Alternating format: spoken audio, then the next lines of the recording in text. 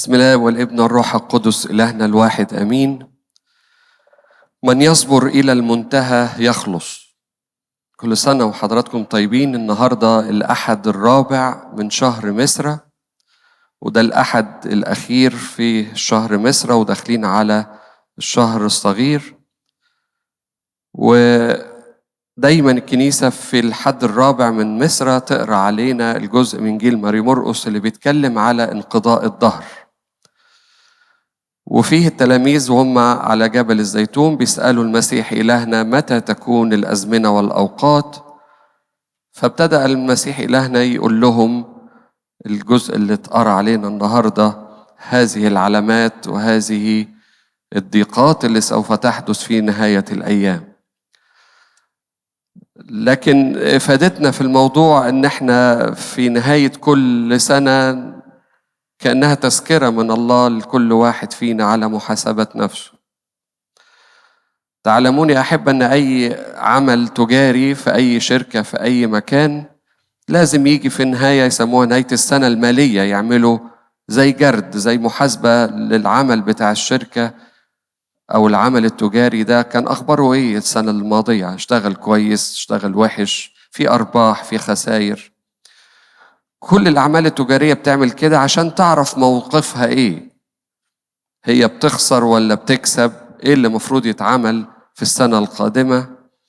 هكذا أيضا الإنسان محتاج إن هو من وقت للتاني يعمل محاسبة لنفسه. الله يا أحبة سمح إن يكون في حياتنا في بعض الضيقات، بعض الشدائد، حد يغلس علينا، أمور تبقى صعبة في حياتنا.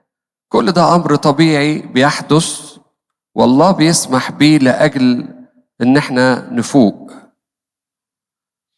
ساعات بتكون الدنيا شغلة الإنسان ملهي، ربما في أي أمور، ملهي في عمل، ملهي في بيته، ربما يكون ملهي في الخدمة أيضا. يعني حتى جوه الكنيسة ممكن تكون مشغول بخدمة، لكن الله لا يهمه كل هذه الأمور إلا حاجة واحدة بس: هل أنت واخد مكانك في السماء ولا لا؟ عشان كده الواحد فينا لازم ما يغفلش على النقطة دي، يعمل المحاسبة اللي أنا بقول عليها لحياته. أقعد أفكر مع نفسي أنا سكتي ماشية إزاي في سنة قبطية هتنتهي خلال أيام. ماذا فعلت فيها؟ هل ربحانة ولا خسرانة؟ هنبدأ سنة جديدة، هل هبدأها بوعود جديدة مع الله قابلة للتنفيذ، ولا زي ما بوعده كل سنة ومش بنفذ حاجة؟ عشان كده بقول الواحد فينا محتاج لهذه الوقفة في نهاية كل سنة. الشاطر فينا يا أحبة اللي يعمل الوقفة دي كمان مش في نهاية السنة، يعملها كل يوم قبل ما ينام، لألا الواحد يحط راسه وما يصحاش، ما كأنها نهاية حياته. عشان كده الحساب اليومي والحساب باستمرار لكل واحد فينا لحياته هو شيء مطلوب.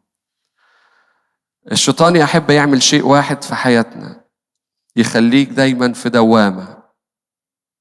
عارفين الدوامة بتحصل في البحر، تاخد الإنسان تلف وتلف وتلف وتقوم سحباه. أقول الشيطان بيعمل معانا كده، ياخدنا في دوامة الحياة. بقول لدرجة إن ممكن الشيطان يقول لك اخدم في الكنيسة، اقعد في الكنيسة 24 ساعة اخدم. تصور يوصلك للمرحلة دي؟ بس دي ربما تبقى خدعة كبيرة. الله يجي في آخر الزمان يقول لك مالكش مكان معايا. ليه يا رب؟ ده أنا حتى كنت قاعد في الكنيسة كل يوم وكل وقتي. يقول لك كنت قاعد بس مشغول عن نفسك. بتخدم ربما، لكن قعدتك معايا لوحدينا، محاسبة نفسك بدقة دي مش موجودة. عشان كده بقول الواحد محتاج مراجعة، محتاج يبص شوية على نفسه. أنا حياتي ماشية إزاي؟ ماشية بأي طريقة، بأي سكة؟ هو وضع ربنا في حياتي ايه؟ بفتكره قد ايه في اليوم؟ بتعامل معاه قد ايه؟ علاقتي بيه شكلها ايه؟ هل هي مجرد صورة وروتين حياة؟ بس خلي بالكم، هو الموضوع ممكن يتحول إلى روتين. باجي كده الكنيسة بروتين، بقف أصلي بروتين، مفيش قلب مفتوح مع ربنا، مفيش الواحد بيراجع لنفسه مع الله. عشان كده هي في نهاية هذه السنة كل واحد يبص على ذاته. أنا إيه علاقتي بربنا؟ إيه الشيء اللي في حياتي يشغلني عن السماء؟ الواحد ما بيبقاش ضامن عمره. واتقالت النهاردة في الكتاب، سمعتوها في الجزء اللي اتقرأ علينا، بيقول لا تعلمون اليوم ولا الساعة التي يأتي فيها ابن الإنسان. فالواحد مش ضامن حياته. ما بقاش قصة الانتقال للسماء بمرض أو حاجة، لا، ما بقتش دلوقتي كده. يبقى الواحد فينا بصحته زي الفل، مفيش أي حاجة، لكن ممكن في لحظة الله يطلبه للسماء. فهل الواحد مجهز نفسه؟ عامل محاسبة لنفسه؟ عامل وقفة كل أفعال الشر؟ هل أنا يقظ صاحي ولا غفلان؟ فرصة يا أحب الواحد ياخد باله ويفوق.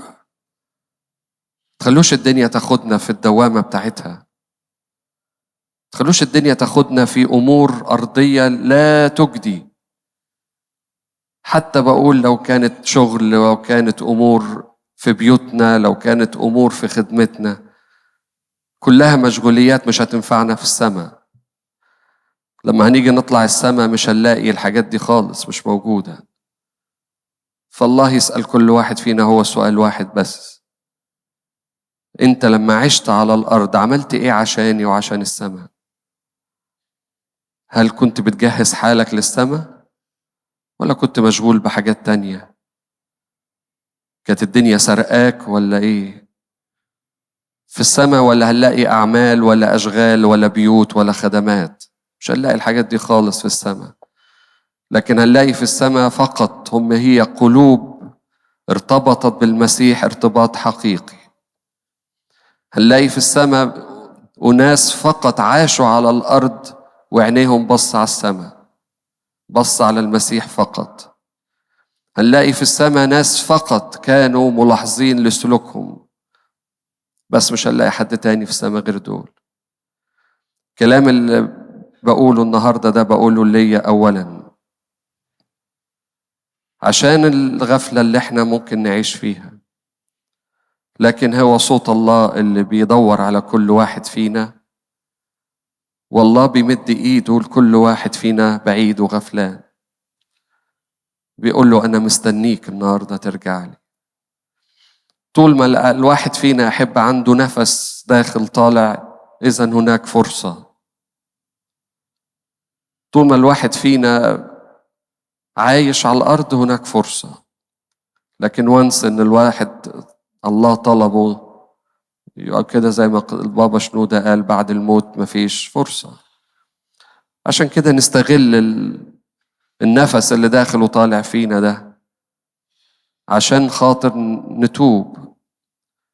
يقول كده الكتاب: لا تستهينوا بطول أناة الله. الله لما بيطول باله ساعات نستهين. واحد من الشباب من يومين كنت بتكلم معاه بعيد عن ربنا، يعني بقول له: يا حبيبي ما ترجع، ايش ضمنك انك تعيش؟ ايش ضمنك انك تنام ما تصحاش؟ قال لي: لا يا ابونا عادي، حقيقة طبيعي ان انا احط راسي انام اصحى يعني. قلت له: لا مش طبيعي. ناس كتير حطت دماغها على المخدة ما صحيتش. فيا ترى انا مستعد لما بيقول لا تستهينوا بطول أناة الله؟ طب ربنا مطول باله ليه؟ قال: إنما طول أناة الله تقتادنا للتوبة. الله بيدينا يوم زيادة في حياتنا عشان نعرفه، عشان نفتكره، عشان نراجع نفسنا. ربنا بيبقى زعلان جدا جدا لما يلاقي الواحد فينا بعيد عنه وعايش في الخطية بعيد عنه.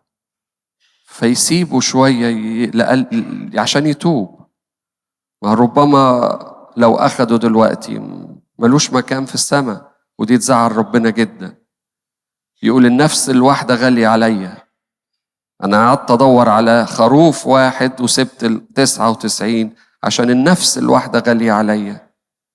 نفسي كده يكون كل ولادي معايا في السماء، مش عايز أفقد منهم ولا واحد. وهذا يا أحبة ما شاهد به المسيح إلهنا في الصلاة الوداعية في يوحنا 17، لما الآب بيقول له نفسك في إيه، كأنه يقول لك عايز إيه قبل ما تطلع الصليب، إيه شهوة قلبك، إيه الأمنية اللي أنت تطلبها قبل الموت على الصليب. وكان رد الابن بالآية الشهيرة جدا واللي تعتبر شهادة لينا وفرحة لينا، قال له يا أبتاه أريد أن كل الذين أعطيتني يكونون معي في المجد. هو قال له دي شهوة قلبي، أنا مش عايز حاجة غير كده. عايز كل ولادي يبقوا معايا في السماء، مش عايز أفقد منهم ولا واحد إلا ابن الهلاك، ولا واحد مش عايز أفقده. وكأن هذه هي شهوة قلب الله. فالله بيقول أنا بطول في عمرك مش عشان خاطر أديك أي حاجة تانية أو تزود ثروة أو تزود أي حاجة تانية، أنا بديك فرصة لأنك غير مستعد، فبديك يوم زيادة. ساعات نستغرب في ناس تعيش فترات وناس تسافر بدري. ليه الموضوع مش ثابت؟ أقول ده عشان بنختلف من واحد لواحد بعلاقته بالله. الله يرى حياة الإنسان أمامه، ياخده في أفضل وقت، أفضل وقت. عشان كده ساعات إحنا نستغرب ليه يا رب واخد فلان وهو لسه في عز شبابه. يقول أصل ده أحسن وقت ليه، لو سبته تاني هيخسر مكانه في السماء، وأنا اللي يهمني السماء، ما يهمنيش أي حاجة تاني. عشان كده أحب لما ربنا بيدينا نفس يوم جديد، اعرف إن هذه فرصة أخرى الله بيعطيها لينا لكي نتوب، لكي نرجع إليه، لكي نلاحظ أنفسنا.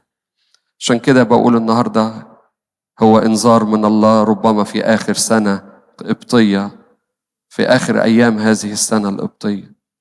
الواحد مش عارف هل هيعدي علينا سنة قبطية جديدة تانية ولا لا، محدش ضامنها.